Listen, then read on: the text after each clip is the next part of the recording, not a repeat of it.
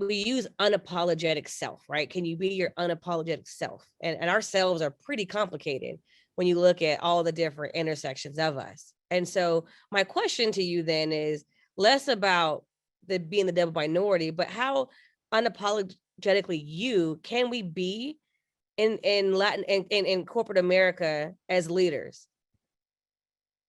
I'll start with you, Chacha, for that one.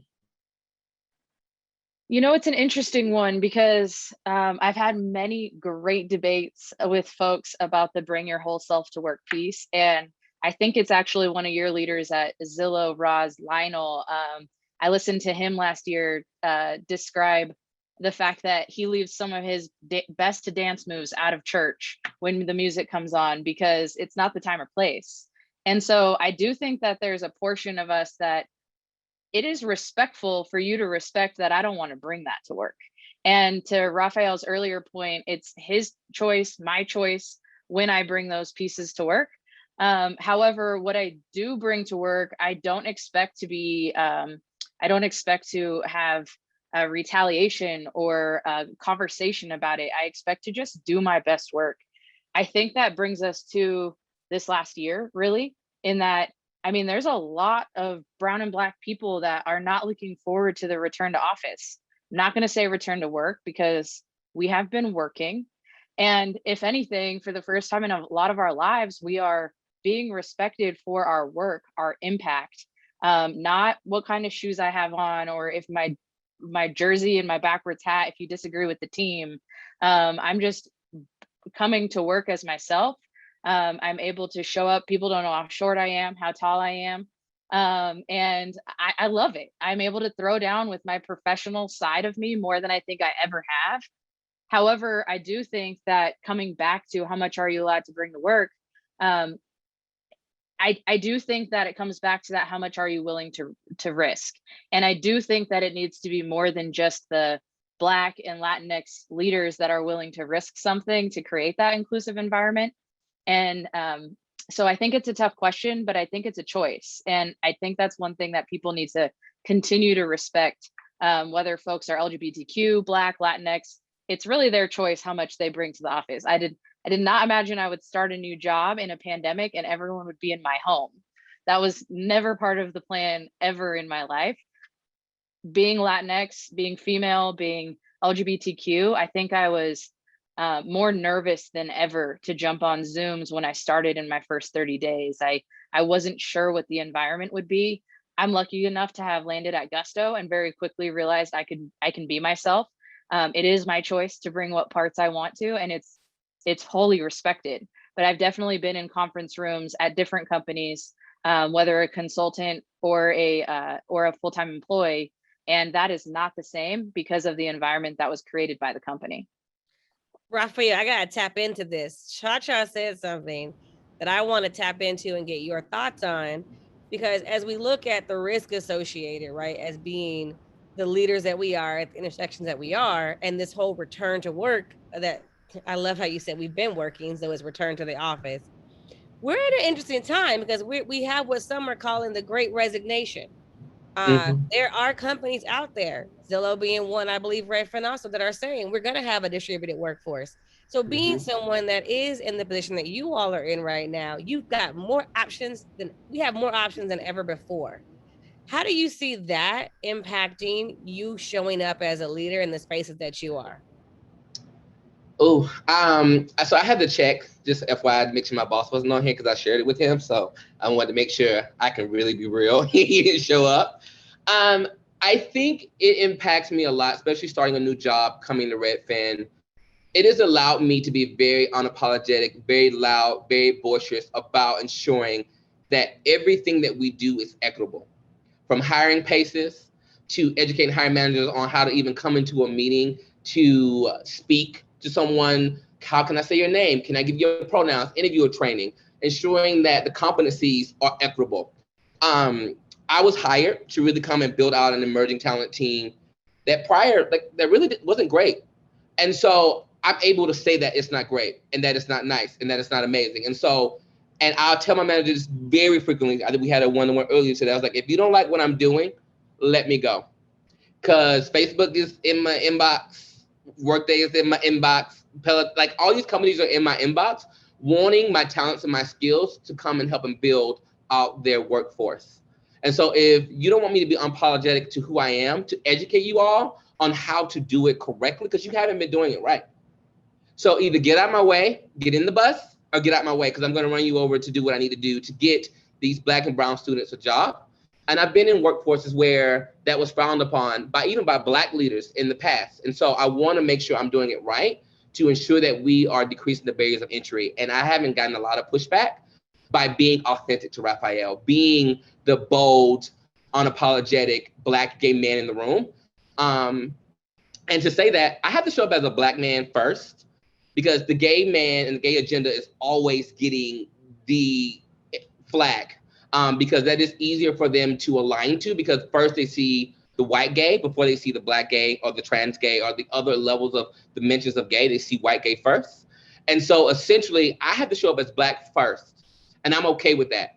And I'm going to make sure that you are following your pledges to George Floyd, that you are walking the walk and you are talking the talk. And if you're not, I'm out. And my CEO, my CHRO, and they all know that I will hold you to the gun to make sure that we are going to schools and we are doing the efforts to bring in Black and brown students to Redfin. They can come to Zillow too. I just want to say that every time he says Redfin, I feel compelled to say Zillow. I don't know why. I got to figure out how to get past this. You know, you are a moderator. And you know, so Rafael, though, you bring a good point that leads to another topic. And I actually would love if you would start on this train first, because where you're speaking from, one, I'm so proud that you are there and you are comfortable. We have to acknowledge we haven't always been able to do what Rafael and myself and Cha-Cha are comfortable doing in 2021. There was a point in time, and Cha-Cha, I definitely want to get your thoughts on this too, where we were just grateful to be in the room. We were grateful to have our jobs, and we were told that we should be grateful, right? And so I would love to know, where are we? And when we think about that concept, where are we? How do we get here? And what does it mean now for us? Either of you want to jump in there? I guess I'll start and then I'll bounce over to my to amazing Cha-Cha. I think the tables have flipped in regards to being the level of gratefulness that we need to have. And I'll say this, when I first started my career, my Black male mentor told me, shut up and eat my cheese sandwich and just go with the flow, don't make any waves, etc. And now that is completely changed to where we are. Like, you need to be grateful to have me at your workforce. You need to be grateful that I can come and build out the strategy to actually grow your diversity numbers and representation goals, and that I'm here to educate you, because at the end of the day, this is taxing. This is like literally taxing on me, because once I live in Capitol Hill, and I don't know if anyone's familiar with Capitol Hill in Seattle, but I lived in the middle of CHOP when we were going through the whole Black Lives Matter movement. So I had to show up every day as Rafael, advocating for other Black people. When I walked out the door to go to the grocery store and I saw Black Lives Matter, I saw police brutality going on in front of my own home. So essentially, I think the gratitude now is on the employer side instead of the employee side. I remember close to 10 years ago, my first couple of performance reviews. I remember walking out of the conference room with my manager, cisgender white man, and thinking, thank you so much for my paycheck. Thank you so much for equity. I don't even understand it yet. It seems like monopoly money. Thanks for my paycheck. And phew, I didn't get fired. Didn't get fired for being queer, for being Latin, for being loud, for being myself. And I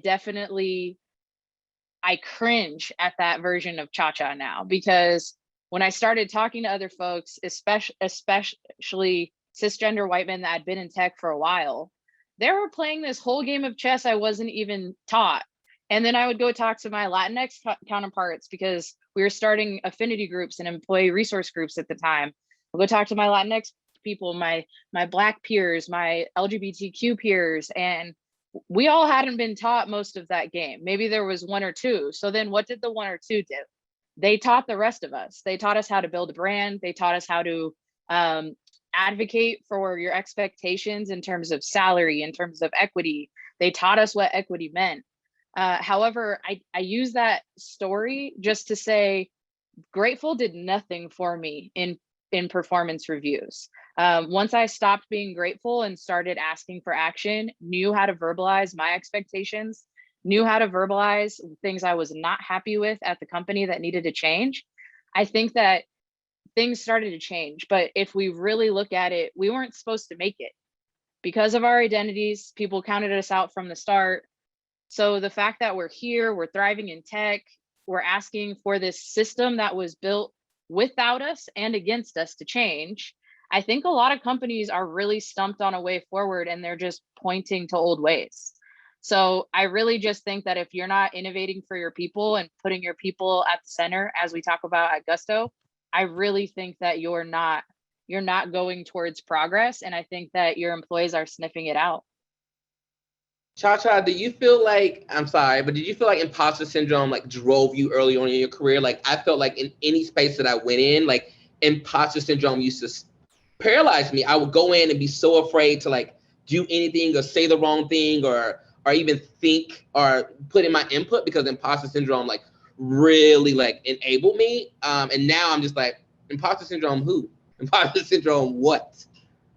Absolutely. You know, I have a great friend. She happened to be my last manager. We both ended up leaving the company, but the great Dr. Nandi Sharif, she's going to be dropping a book that's called Imposter No More, I believe will be the title. But she really doesn't believe in it. And having her on as a manager of mine, it changed my life. She really says, name it. Is it imposter syndrome, or is that a term that people have created so that you don't call out what's really happening? Because if you're presenting and someone's cutting you off, that's not imposter syndrome. That person's a jerk. If you're walking into a company and you feel uncomfortable going through security, that is not imposter syndrome. It is a real thing that is happening, and there's probably an actual name for it.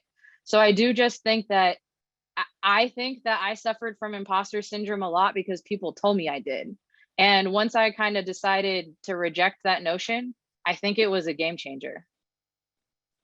Cha-Cha Figueroa, ladies and gentlemen, and everybody in between. That is what I'm talking about. This is the type of peer coaching and inside information that we need to be able as a group to uplift ourselves. These are the things that we did not know. And absolutely, Mercedes, I see you. It was a huge form of gaslighting. We all were walking around saying, oh, I have imposter syndrome. No, I don't. I have people that are oppressing me in these spaces. So I'm not gonna get on my high horse, but y'all took me to church on that one. I appreciate that was giving away those gems that will help this group and folks that are looking for it level up. So I appreciate you all so much.